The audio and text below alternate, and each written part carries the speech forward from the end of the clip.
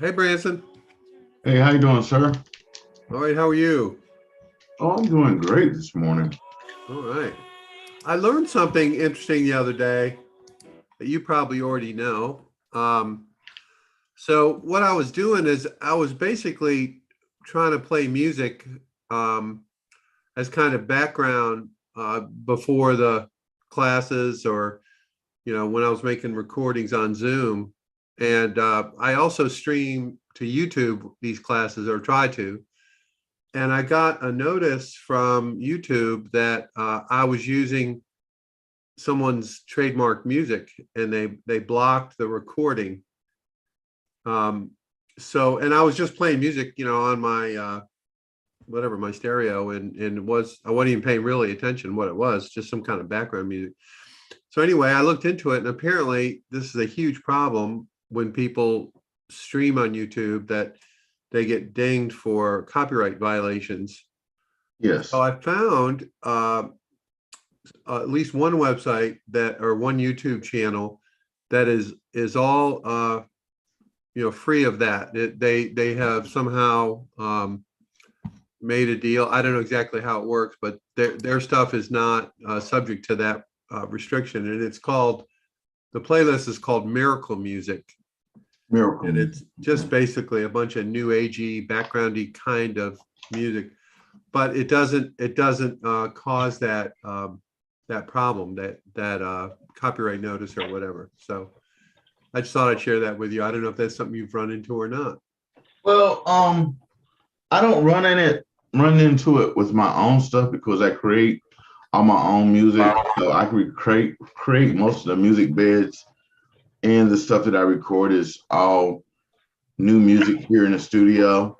So I really Okay. don't ever have that problem. But when I work for clients, you'll have someone that says, "Hey, we want to start our podcast off with um, it was a song by Journey," and I had to tell them like, uh, "I'll record it and you can pay me, but your podcast will not be streamed on YouTube because Journey is a group that is highly big on being replayed, so they will stop your music from being played, which means the whole episode is stopped." So Yeah. I'm going to tell some of my clients about that channel. Yeah, it's called Miracle Music, and I guess there are others. I haven't really spent a lot of time on it. I happen to like the music on that channel, and what's interesting, the way they seem to get around, I don't know what if it is, but it's actually a live channel. So if you go to Miracle Music on YouTube, it'll have the live, red button showing that it's live, but it's just music and video streaming. There's no words, no host or anything like that. And I think they just live stream 24 hours a day, and maybe somehow that's an exemption. I don't know. So I thought I'd share that. Thank you, sir. Yeah. Hey, Jack, how are you? I I'm starting to recover from the festival. Very good. It was were you guys pleased with the festival as far as how it all went? I think so. Yeah. It Yeah. it's always kind of sketchy. It's either blistering hot or it's windy and rainy, and we had a little bit of both. Huh. And what's the draw to consumers? Just to see all the different brands? Well, yeah, for that portion. Outside part of the festival, it's sort of like a small state fair. There's a lot of rides, Oh, um, okay. a lot of food trucks, and then inside our building, and then in one building, there's some ag displays. They had three uh, sows that gave birth each day. Okay. And but in our building, it's primarily is the only thing that you have to pay to get into. There's a small $3 admission to weed out some of the grazers. Yeah. and but it's to sample food and beverage, including wine. And this year we actually were able to put a couple of distilleries in there. Wow, that's incredible. North Carolina's going all liberal. I love it. Oh yeah. It's like How New often York, do where you I'm do it, from. Jack? Drinks on every corner. How often do you do it, Jack? It's annual. Okay. I would like to get some information for next year, if that's possible. Yeah, if you actually, you can either Google "Got to Be NC Festival." It Okay. has its own website, and it'll have the applications and really all the information. If you want more information after that, just hit me with an email or call me, and I'll either answer you or hook you up with the right person. All right. Thank you, sir. You know, Jack, that would be a great event to certain parts of it to be live streamed. I think you'd get quite an audience. Yeah, we are going, the marketing section here is undergoing a major restructuring. Okay. And we're pulling all of our communication elements together into a new section with an assistant director over it.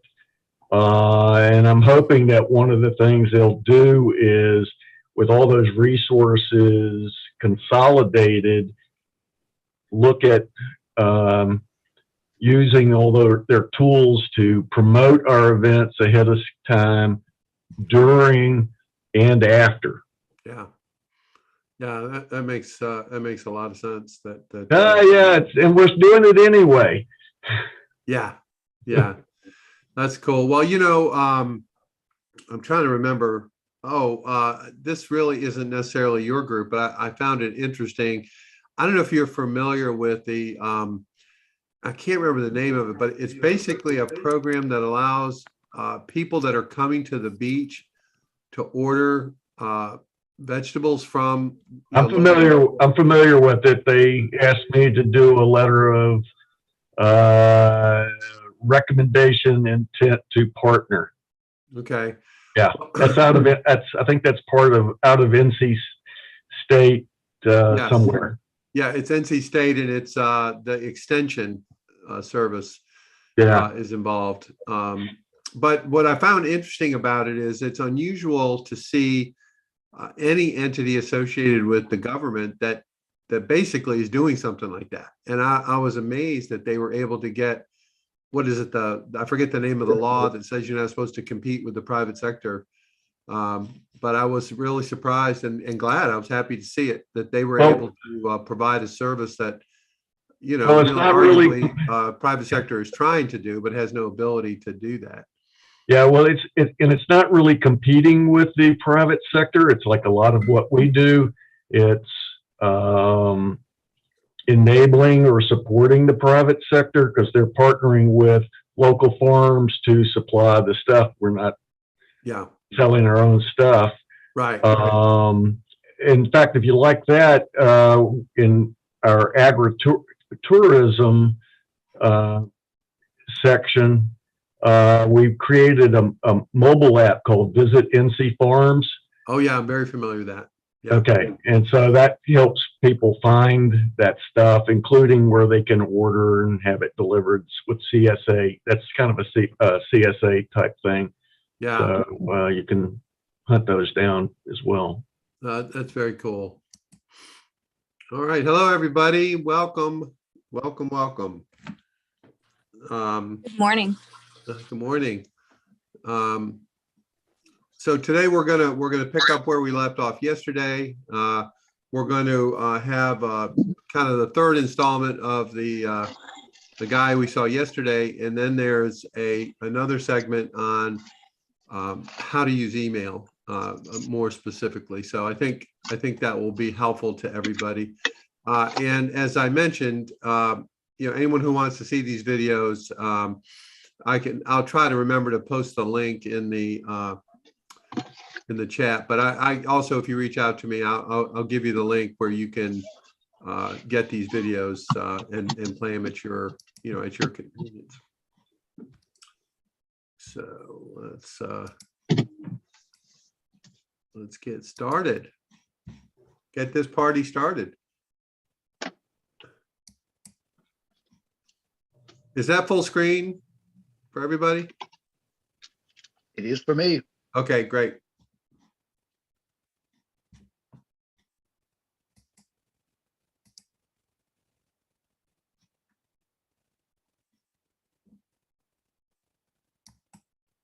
All right, hello and welcome to the final video of the Farm Marketing Makeover. Hopefully you've enjoyed what you've learned so far, and maybe you have a few ideas that you're excited to go back and implement.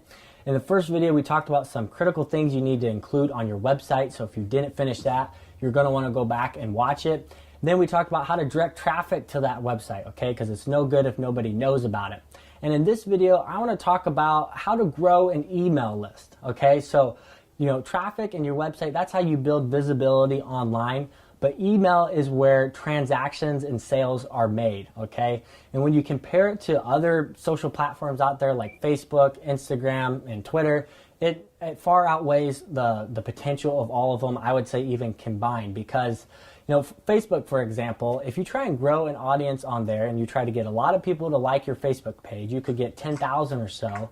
But once you have that audience, you don't really own that audience. So anytime you try to reach them or post or communicate with them, you can't reach all of them at one time. Okay, in order to do that, you have to pay Facebook. Basically, you have to boost your posts or pay for Facebook advertising. So it's a more expensive platform. I'm not saying there's opportunities with some of those options, but with email, you own your email list. Okay, when someone joins your newsletter, you have access to have a conversation with them. So that's why we're big fans of email. And if you look at this chart here of the last 30 days of revenue that has been generated at 7 Suns, these are the sources for those. You can see email is by far at the top here. And when you compare that to social, you can see how much this is outweighed. This is a chart of what our traffic to our website looks like over time. And you can see that we continue to have these frequent, almost routine spikes in web traffic to the website. And that's represented by our routine emails that we have scheduled to send. So we send, for example, a weekly newsletter on Sundays. And even though email represents a source for a lot of our revenue, a lot of the content that we share in that newsletter isn't related to the products we have to offer or trying to subtly influence them to buy from us. A lot of it is just valuable content that they're interested in. So this is what we call content marketing, which is information, a lot of times videos that isn't geared to trying to get a purchase. It's just sharing our story, what goes into raising the products that they're buying from us, and why it matters to them. So what this does is it continues to help build that connection and relationship with us and help establish trust. So even though we're not directly trying to get a purchase, every time we schedule that newsletter on Sundays, we see sales spike immediately afterwards. So that's some of the content that we help share on our newsletter, but how do we help grow that list? How do we end up getting the email address?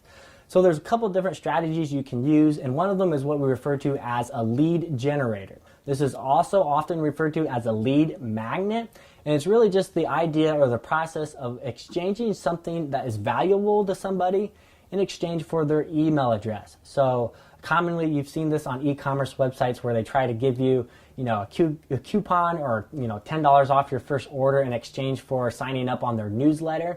So that is a form of a lead magnet. We don't do that on our website because we think it starts the customer relationship off on the wrong foot and attracts someone who's really more interested in the discount than they are in developing a relationship and an ongoing customer relationship with our farm. So we tend to stay away from that. But some other examples would be like you've probably seen maybe an ebook on someone's website that has some helpful information that you might be interested in that you can download in exchange for an email address.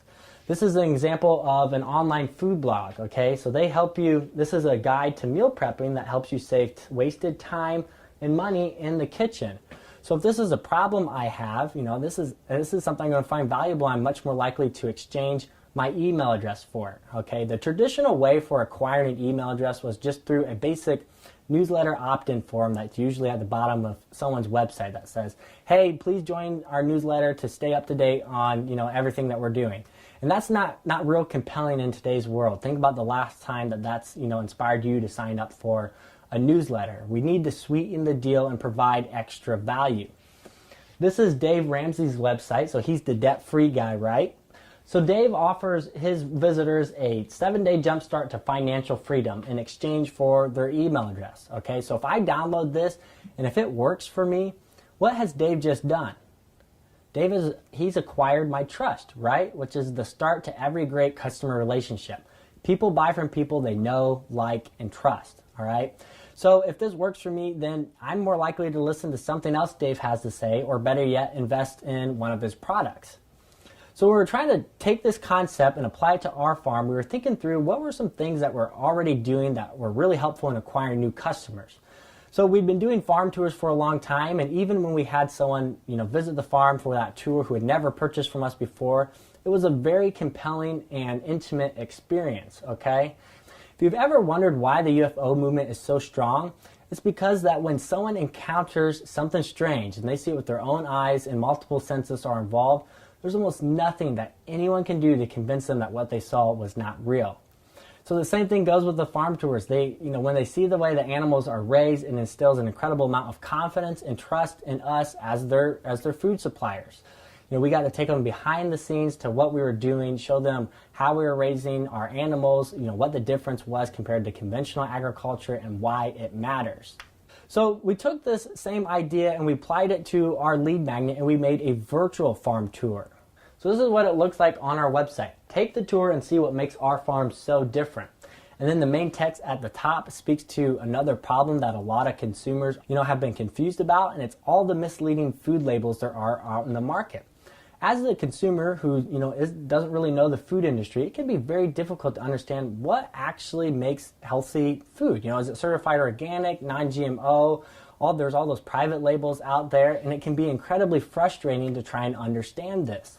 So video 1 of our farm tour explains the most important factor that goes into creating, and raising healthy food products. And we do that to try and establish some more trust and just provide helpful information to them.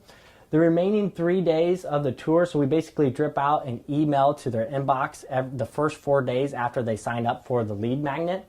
So the remaining 3 days takes them behind the scenes of every single one of our animal enterprises, shows them how the cattle are raised, the pigs and the chickens, and which brothers are in charge of each one.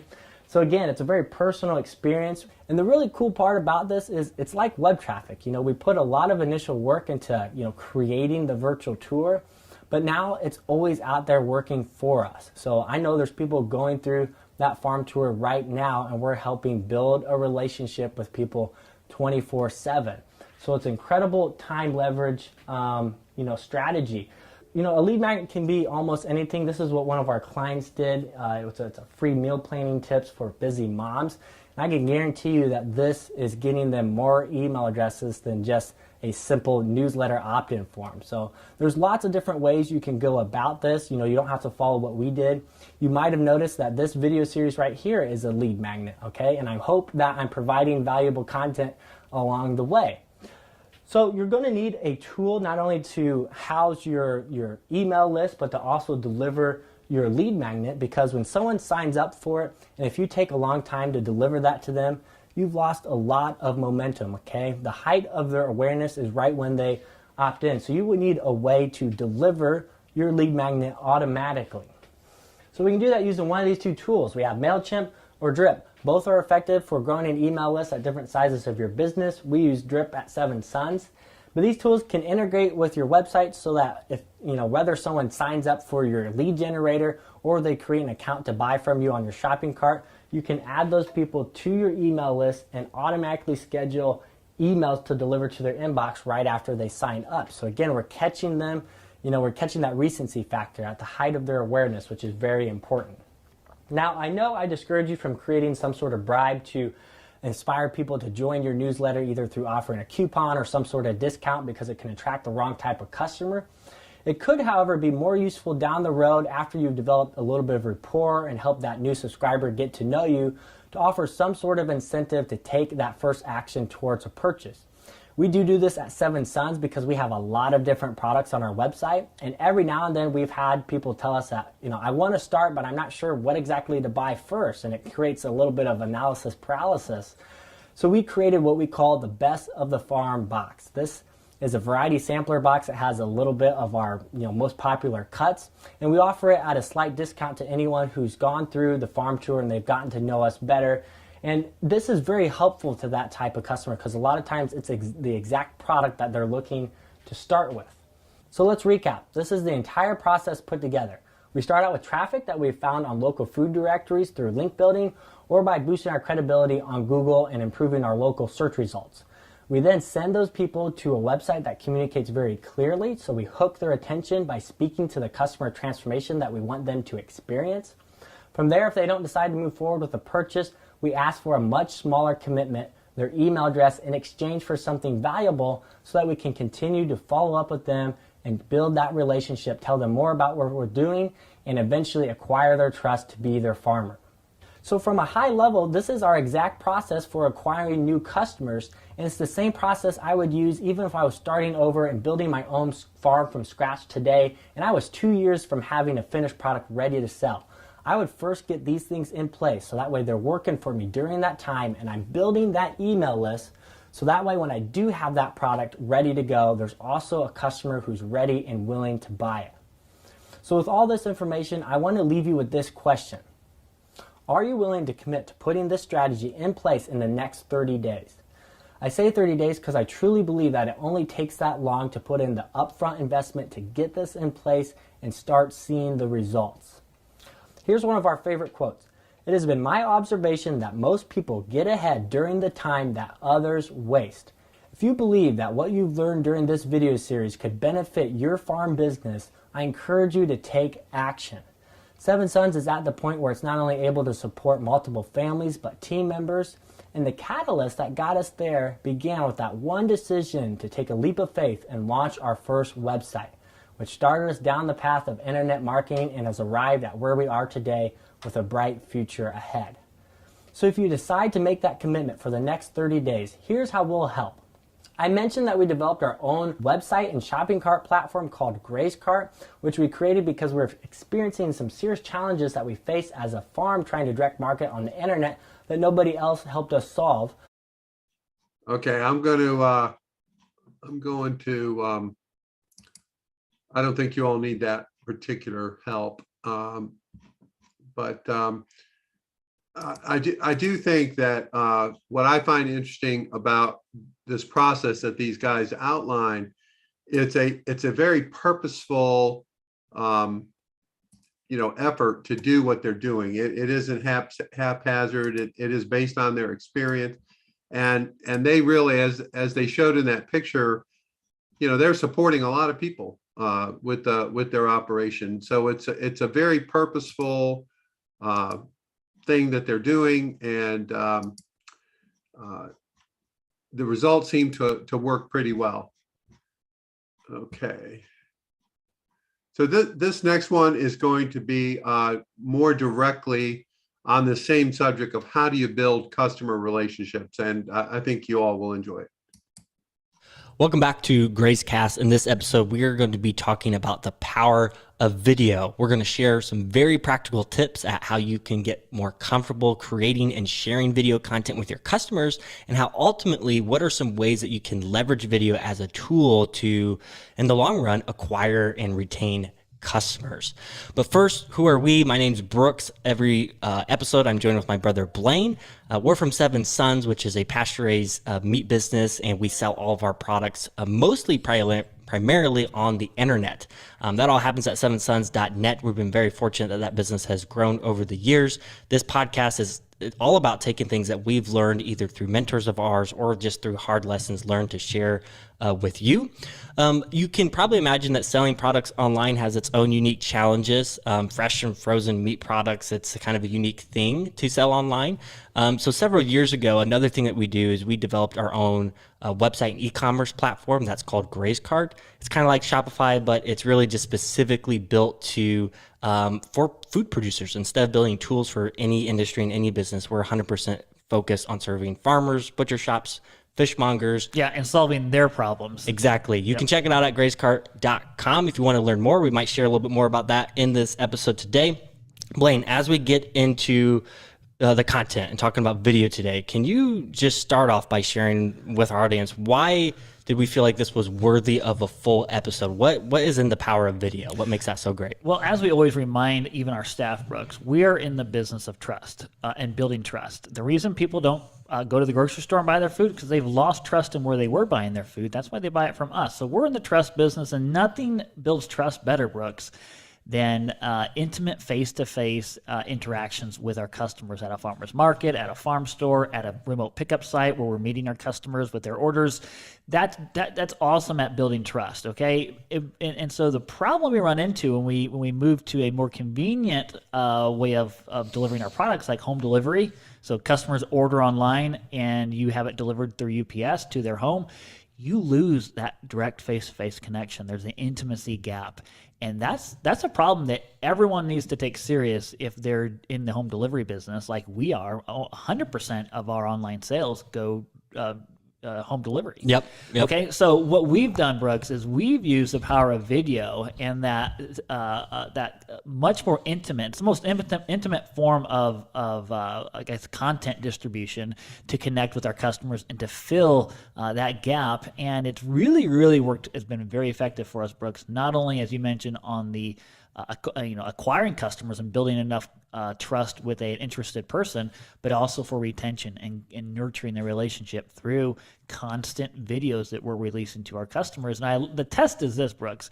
When I meet a customer for the first time, maybe they come out for a farm tour and they say, I remember you from the videos. I feel like I know you. See, that's what we're talking about right there. That's the magical moment, and that can be reproduced by the thousands. Such a high leverage way of building that trust is through video. Yeah, the opportunity here is huge, and that's really what it's about at the end of the day. And what we're talking about the values of video, really it comes down to the same benefits come from any form of content. But the reason why that we like video so much is because it is so engaging with your customers. It's the closest thing you can get to a face-to-face interaction, which we all know works. When you're at the farmer's market or you're talking to a customer on the phone, a one-to-one interaction, even if you're don't think of yourself as a salesperson, it does build a relationship, which our customers are trying to, create that relationship and get closer to where their food is produced. So it's very, very important. The best way to get as close to that as possible is through video, actually seeing your face, seeing your personality, hearing your voice on the other end from the customer's perspective. That's why we like video as opposed to, and I would argue that the effort to create video content, once you start to get used to this, is much easier than other forms of content. And a lot of people are going to say, no, I don't want to get in front of video. But once and we're going to talk about how to make this. I never would have said that years ago, but today, versus trying to get me to sit down to write a blog post or a newsletter. Hear us out. We're going to give you practical tips on how we got over our fears, because once you do this, it's high leverage, because there's no other form of media that's as intimate as this or as high leverage. So what we're going to walk through is really practical tips for just getting comfortable in front of the camera, and then walk through, okay, now once you've taken that first step, and that's really who this episode is targeted towards. So if you're not creating any video content today, what's the best way to get started? And once you start to get comfortable in front of the camera, okay, what's the best way to get that in front of your customers in a way that is inspires them to take action, and you get the most, you leverage it as much as possible. Yeah, so, a video that doesn't get out there to anyone is of no value. So. Correct. So we'll walk through kind of this whole phase in kind of just 3 different sections. So first section we're going to talk about is just getting in front of the camera and overcoming that camera shyness.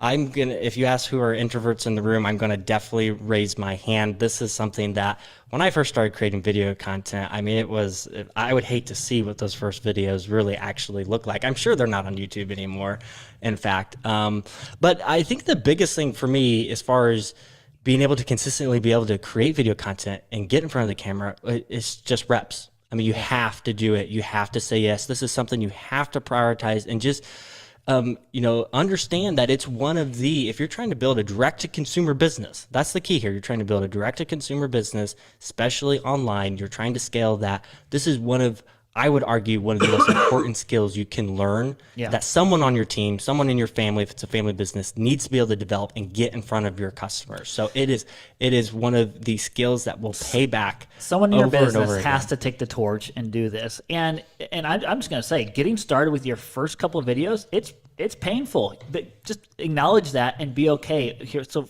some of my first videos, Brooks, it might have only been a 2-minute video. And that's one tip. Keep them short. They don't need to be long. Keep the videos short. And I've probably, took 30 to 40 takes on a single video. That's because it's hard, and you just have to recognize what the goal is and the value of getting through the uncomfortable, just getting comfortable in front of that camera. And if it takes 30 takes, it's worth it, Brooks. At the end of the 30th take, you have a video that can then be used. And the next time you do it, maybe 20 takes. The next time, 10 takes. And before you know it, 1 to 2 takes, and you've got a video done, and it's quick and efficient. Yes. And you just got to recognize this going into it, especially if you're an introverted person. This is not something you're often doing. It's going to be difficult. I remember my first videos, actually, so many takes in, you got to switch hands. Your arm starts to get tired after holding up the phone, looking back at yourself. And that's just the way it's going to go. It's going to be ugly. But again, too, something you got to remember that as long as you put in the reps over time, as the audience continues to grow, you're going to get better at this. And in the early days, when there's a small audience and you make those mistakes, and you're creating kind of grade B content and it's taking extra work, the audience is smaller and it doesn't have as much of an impact. But as long as you're putting in the work, the audience will continue to grow, which again, this skill set then continues to pay off over and over. And again, this is about authenticity and being vulnerable with your customer. And so that's what builds that trust. So be okay with, as you just said, grade B content. It doesn't need to be perfect. Yeah, no, people ask us too, okay, like, well, I don't have the equipment you guys have invested in. So right now, if you're watching on YouTube, there's 2 iPhones on a tripod. Yeah. You don't need to buy, especially in today's world, a fancy camera equipment. We got audios because this, this content we're creating today is going out through podcasts and things like that, where that's just that much more important. And I would say prioritizing audio over your video content, I think that is important, especially if you're filming videos outside, it's a windy day, put yourself in a position where you've got that wind noise out of it, because that's not going to be any engaging. People can put up with a low quality video because it's authentic, but if they can't hear what you're saying, it's just not going to inspire even today, something. Brooks, if I'm shooting a video for our customers, all I have is my iPhone. That's it. But what I am careful about is the glare so bad on my face that I can't hardly open my eyes? So I'm going to look more for a shaded spot, because I want the customer to be able to connect with and see my eyes, because that's what makes it a more intimate video. And then the other thing is, yes, I'm going to get somewhere where the wind isn't too bad. If they can't hear what I'm saying, because it's no good, and nobody wants to listen to a video like that. So super practical tips. Get used to where you're promoting your videos at. If it's on social media, generally you're going to film upright. In the upright position. If it's going out on YouTube or on a blog, you want to film horizontal, or else you got the black lines showing up. Small, simple things, but you definitely don't need to invest in a lot of equipment to start making this happen. You have probably an iPhone or a smartphone today. That means you don't need to make any more investment to make this happen. Now, if you're not used to this, probably one of the other questions, Brooks, is what do I talk about? What do I do? I get out there, I'm like, Seven Sons does this. What am I supposed to do here? And so, it's easy to have that disbelief that I'm not an interesting person. I'm not entertaining. Why would anyone want to listen to me? So we've made a short bullet point list of things to content ideas. Just ideas. I think a very easy one to start with is, if you're direct marketing today, you have a customer base, there's a customer service aspect. Customers are calling in, they're emailing you questions about your business when they're trying to decide if they want to become a customer or not, or even just questions from ongoing customers too. Think about what are those repeat questions that you commonly get again and again, and create a video about it, answering that question. Sometimes that might require you, being out on the farm. So a common question I know we used to get very often raising grass-fed beef up in Northeast Indiana is, if it's 100% grass-fed, what do you feed them in the winter? And to us, that's just common sense. You might feel silly trying to make a video about that, but no, this is stuff that people don't know about. And a great content video to create. There's one on our website right now. Yeah, we have a lot of videos just inspired by answering one simple question. Another one I've thought about doing recently, Brooks, is why is our bacon typically fattier than what's in the store? Well, that's a great springboard to talk about the heritage genetics. We're not using paling drugs to lean up the animals. Before you know it, you've got a nice 2 to 3 minute video that delivers a lot of value and answers a relevant question on your customers' minds. And people understand. I just want to take a second here just to point out a couple things. So when you start talking about videos, whether it's, podcast type video or YouTube or even a live stream, notice that they keep referring to basically the inspiration for their subjects are questions that they think their customers have. And they also frame it as, a 1 or 2 or 3 minute video, right? These are not long videos. They're somewhat specific. They answer questions that they kind of perceive that people are generating. So these are really good cues for you to get a sense like, well, what the hell am I going to talk about? Or, what's the subject? The other thing I just want to take a second on. So they talk about the use of an iPhone or whatever your phone is. And I agree. I would make a couple of suggestions right at this point, since we're on this subject. I think the use of some kind of tripod or some kind of device that makes it steady rather than you just holding it by your hand, I think is well worth considering. And I'm happy to share what I use, for that kind of thing.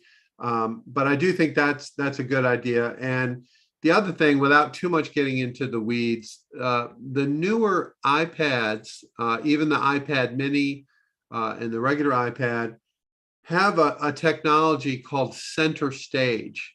And what's really cool about that is it uses artificial intelligence to automatically keep you in the frame. So if you move around, if you're outside, it follows you. And if people come into your video, it kind of it gets away from trying to frame everything. It kind of does it automatically. So I just point that out. That is not available on the iPhone, I don't believe. But that center stage is really cool, and I have used it a fair amount in other applications. But the last thing I want to talk about is even though these guys are talking about using their iPhone, notice they are using pretty fancy microphones. And these microphones actually are not very expensive. These are what are referred to as USB microphones. They don't require a sophisticated panel or anything like that. So that's just something to be aware of. And that black circle that you see between the microphone and him is nothing more than a spit screen. That sounds gross, but that's what it is. It's designed to keep kind of the snap crackle that you hear sometimes when people are talking. That is a very inexpensive thing that blocks that kind of stuff so that the audio is a little bit smoother. But most of this kind of stuff, like with this USB microphone, this is really something that takes a little bit of thought of how to do that with your laptop, maybe in addition to your iPhone. So I just want to point that out. But just to kind of review real quick before I go back to it, these guys are creating content that is very short, 1 to 2 minutes, 3 minutes. They're not naturals, they claim, in front of the video, but they're using it to explain to customers the issues that they think the customers have and try to answer those instead of having, answer the same question 10 times. They answer it once and they can send people here. So here we go. Oh, I actually probably won it this way. Another idea is to show a process. So we have one of the videos that I filmed like 4 years ago was how we move like 1,000 chickens to fresh pasture every day. I didn't know 4 or 5 years later it would have 4 or 5 million views, but it does. But it's just showing, it's a 3 or 4 minute video showing a process. Now that one went viral kind of on the YouTube internet, but so it's not all customers viewing that, but that's what it started off as. And we have gathering, egg cleaning videos, just processes. And again, we're not saying that like that's going to happen to you when you start doing this or anything like that. You could have something that goes by. And also you have to remember too, it's not about the number of views. It's about engaging with your customers, however big that customer base is, and potential customers. Whoever's on your email list that hasn't bought them before, that's what this is really about, building a relationship with them and building trust with them. So it's much more about the quality of those relationships versus the quantity of views, shares, even likes. if you take 30 takes on a video and you feel like, man, this is a lot of work, and at the end of the day 3 weeks later you promote it and it only has 30 views, well, that's valuable. Think about gathering 30 people in one room and be able to explain something to them. Yes, that's valuable as a potential customer or existing customer. So answering FAQs, we call them process tours. So think about a process on your farm that is interesting. You did one, how we pack your orders for safe delivery. Super practical. And this is where, again, if you get a group effort, you can get other people in the operation to help out. And if you enjoy teaching, teach something. Like pick one small topic that's relevant to your customer and just teach it in a 4 or 5 minute video. And again, if you're in the position to where you know that this is valuable, you've kind of signed someone to do this, and just because it's not you in your operation, whoever that person is who's interacting with your customers, creating the videos, they can also go out and interview other people in the operation who are experts in that field to document a process to make it. And that might actually be easier for you too. If you feel like you struggle to, actually do a selfie video and hold this in front of your camera, that's not your jam. Have someone interview you for part of a video process instead. Some people find that that's a lot easier. The last one I wrote down here were project updates. So if you have a project that's ongoing, maybe it lasts like a month or two, just documenting a progress updates to that. I know that for our existing customers, our loyal customers, they love to see what is new, what's going on the farm, and especially if the project has a little bit of adversity and challenge with it and how you overcome those things. Those are just things that are entertaining for people to follow along with. And again, that's why people watch television, TV, content on YouTube. It's a part of it is to be entertained.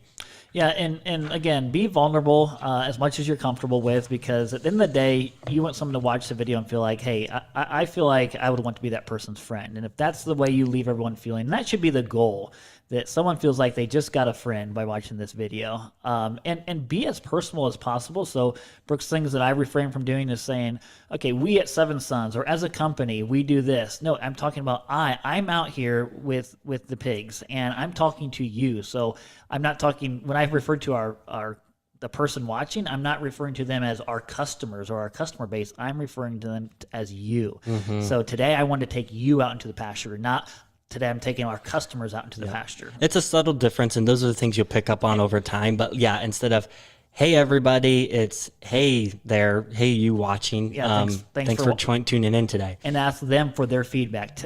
Always engage and ask questions and ask them to put their comments and questions below. And if you can ask a very specific question on the video, you will get a lot more responses. Oh, and always try to remember, tell them to, if it's YouTube or whatever platform it is, tell them to, to like us and subscribe. Ask for that engagement. Yep. It works. You will get people. It works. Yeah. So, okay, super practical stuff. And again, the most important thing I think here, we've left you some practical tips, but reps is the most important thing. You have to get out there and do it. Over and over. Make a goal. Maybe it's this year. Make it a goal that 12 videos once a month, you're going to put out a video following a process, answering a question. And if you're promoting it on social media, you should probably do it more often than that. But that is something that is definitely manageable, even if you're just starting out and you're doing 20 and 30 takes with each one. Yep. But once if you're starting out brand new from scratch, and once you start to create this video content, you obviously have to get it in front of your customers, right? So you need to choose a strategy for doing that and a distribution channel for getting in front of your customers. Obviously, if you're promoting content, you're posting on social media, you're posting videos on social media, Facebook and Instagram, it's automatically promoted to that audience there. But one of the things that we really push for, and if you've watched us on this show for very long at all, we've gotten a ton of value from email.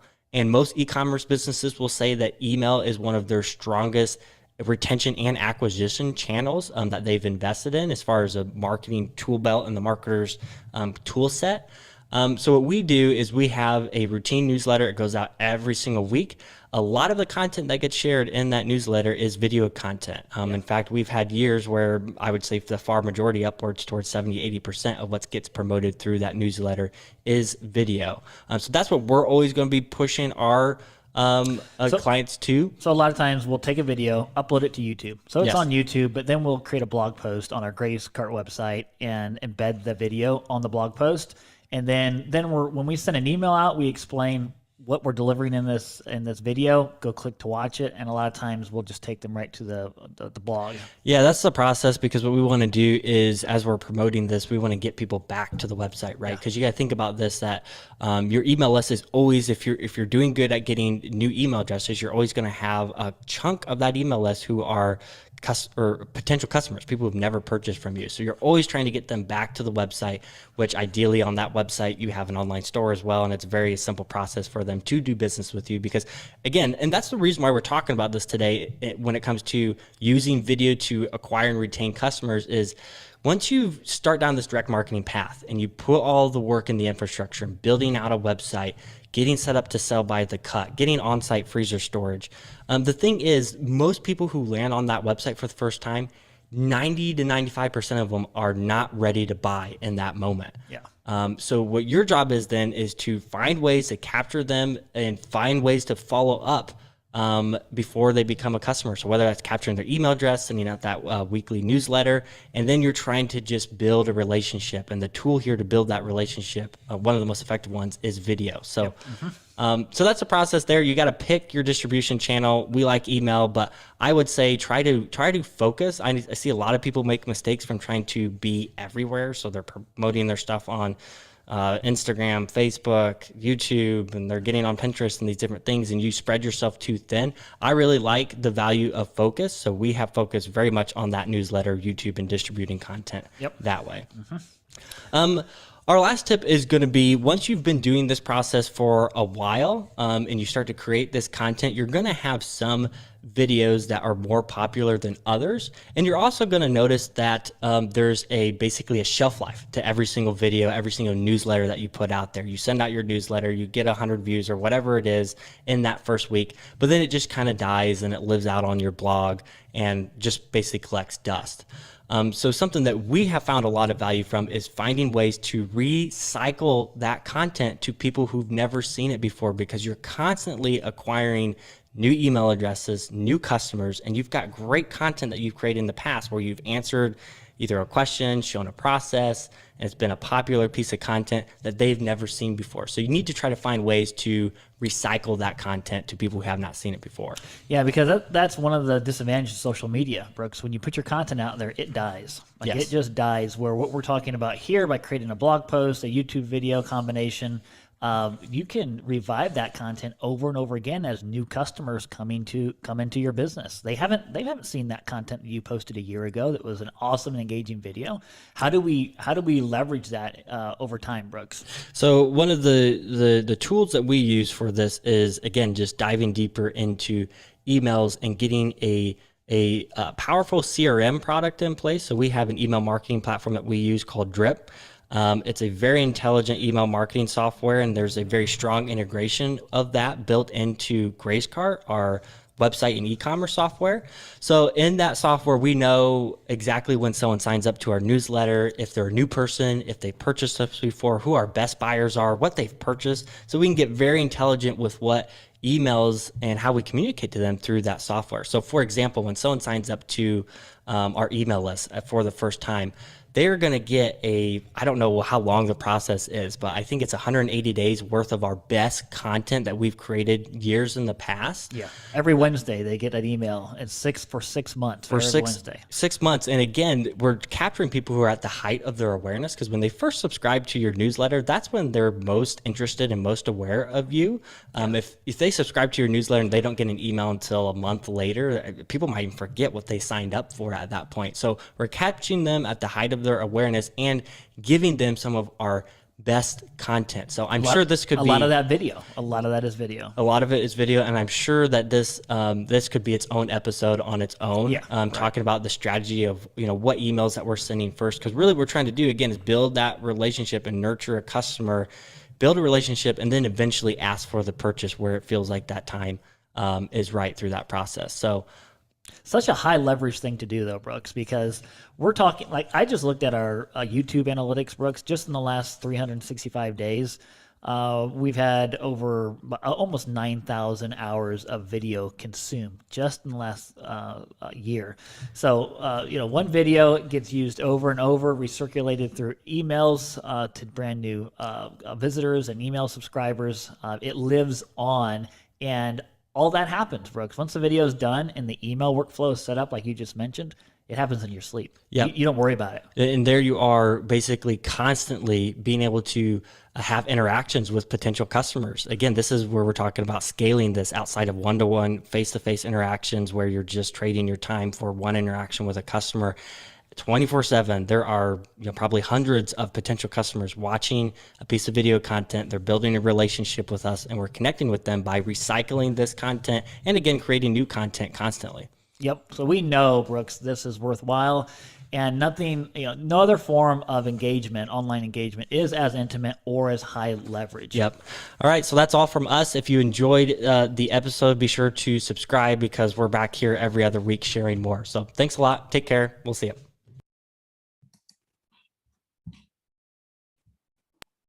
All right. Any reactions? I think I need to listen to that again. That's a lot of great information. Yeah. I believe they have about, last time I looked, they have 400 customers for their e-commerce software. So I don't know why I'm echoing. But anyway, yeah, go ahead. Who else wants to comment? I just really like the comment about putting emphasis on your audio more so than your visual. I just got a recording of a presentation that was done last week that's guiding our marketing strategy going forward. And the air handling unit in the room where it was going on has made the audio painful to try to understand what's going on. And fortunately, there's a written transcript of the presentation, which I'm having to rely on because I can't put up with the muffle. Yeah. Yeah. No, it's there's a lot to it. I think also he talks about, I mean, I don't know, 30, 40 times, 40 takes for one, kind of beyond my scope. I never even thought about that, but it just gives you an idea of what's possible. Even if you think you have a face for radio, it's still, it's doable. And the little trick about interviewing someone else or interviewing a worker or somebody in the process, if you feel uncomfortable, I thought was pretty cool. Anyone else want to comment?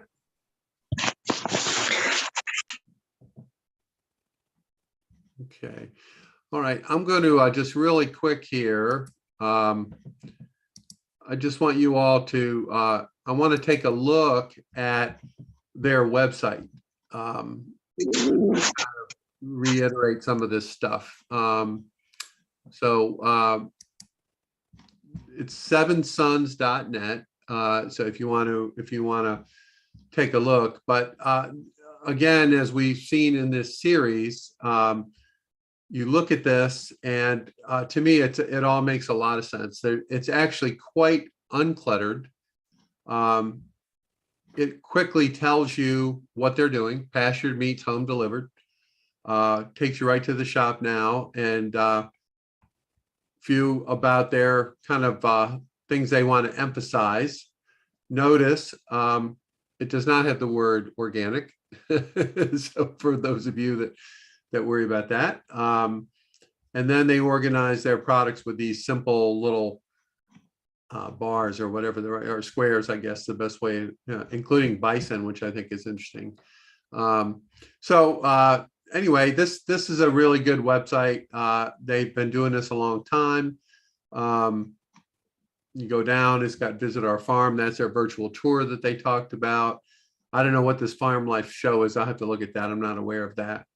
And then they post their reviews, and if they've gotten any press mentions, take our online farm tour. Anyway, it's pretty good. They do a pretty good job, I think. It is something that they have. I think they've been in business for 9 or 10 years, something like that. So I think there's a lot of lessons that can be learned, and even if you're not in that particular space, like I mentioned before, whether you're selling grass-fed beef or whatever, there's a lot of basics here that make a lot of sense. As far as email goes, a lot of you are familiar with MailChimp or Constant Contact. There's a whole bunch of them. I'm not super familiar with Drip. I haven't looked into it. But another one that I personally hear in my circles a lot about is one called Klaviyo, Klavio, I think. Let me see if I can just find them real quick. Let's see, Klaviyo. There we go. Do you like Constant Contact? What's that? Do you like Constant Contact? Yeah, I think they're fine. It really depends what you want to do. So just to make a point about this, here's Klaviyo. The thing about some of the newer ones like Drip and Klaviyo is that a couple of things they do is they combine text with email, which I think is really convenient. So you don't have to use your phone to do a text. You can actually treat text like email in terms of content production and all that kind of stuff.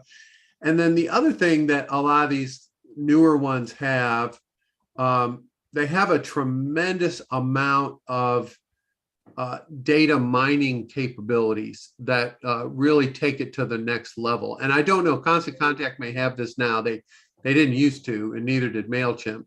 They focus more on creating the content in email and sending it out.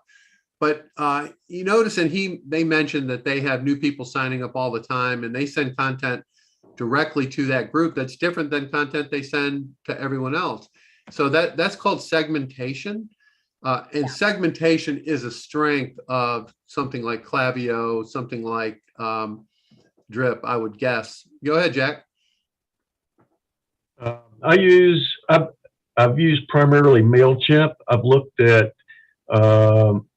Constant Eye Contact.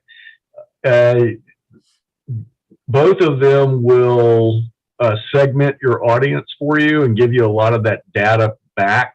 Right. I like MailChimp. I've used it longer, so I'm a little more familiar with it. Yeah. They give you a larger number of free email addresses before they start charging you. And unfortunately, I'm still under the 1,000 free email addresses with MailChimp. But I've been able to segment, and I'm redoing it now, of how I segment my audience. But I find it real easy to use, and a lot of good information. One of the best things is when I send my email out to my farmers, usually to keep everything brief, I provide a lot of links to other articles with more information, and I can get the feedback.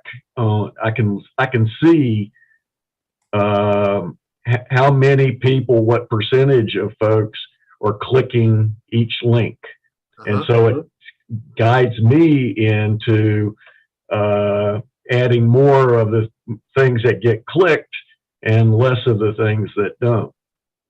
Yeah. In general, thank you for sharing that, Jack. Appreciate it. I think I think you can just do something, right? I don't think that everyone knows exactly what's going to be right for them, but if you look at this one that we're seeing here, what I like about Klaviyo is it does both the email and text in the same format or whatever, so you're not doing separate things.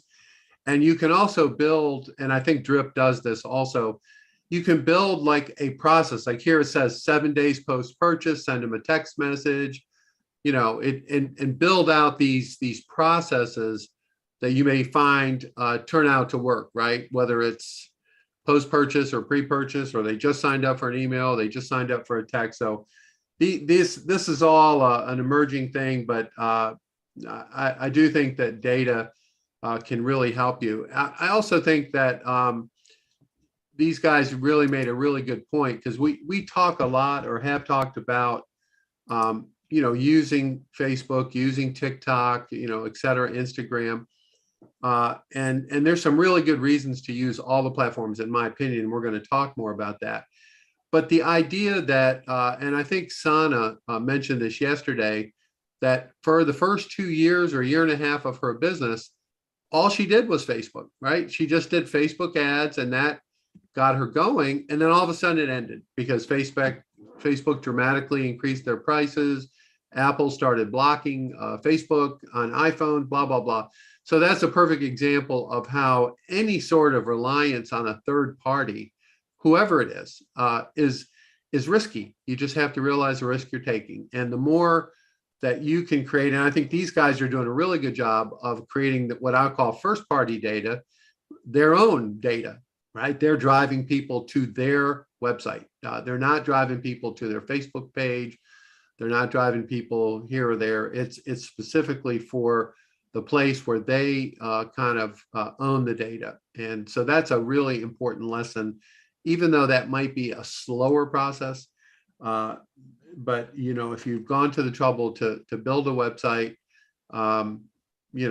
you consider ways to get that information, getting people. They gave a whole bunch of examples of different things you can do to get people to engage. There's a whole bunch of ways to do that. And even I think some of the live video streaming that we talk about, I think that's another way to build awareness of you and your site. So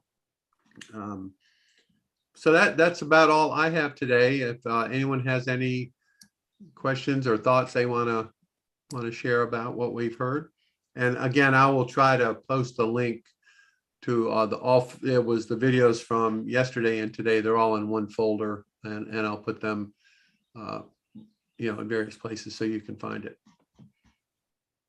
Anyone else got anything? Okay. Well, as usual, I consider it successful when someone tells me it's too much information. So I have achieved my objective, and I never said it would be sparse information, right? So anyway, don't hesitate to reach out with any questions you have or thoughts you have. And I do realize, please be aware, I know many of you are doing all of this yourself. And believe it or not, with the exception of Grant, who helps me, I do this whole thing by myself also, which probably you can tell by the rough edges, but I am very aware of that. And so my goal really is to be a resource for you and to provide access to this information. And there may come a time when you're more ready for something than another. I understand that. And I'm happy to respond accordingly. All right, well, we'll see everyone tomorrow. Just a note, we're not having class on Thursday. I have to go out of town. So we'll have a little holiday. And of course, there won't be any class on Monday either because of whatever Memorial Day, I guess, the kickoff of summer. So, after tomorrow, our next class will be the following Tuesday. So just to let you know. All right, everybody, thank you for your time and attendance.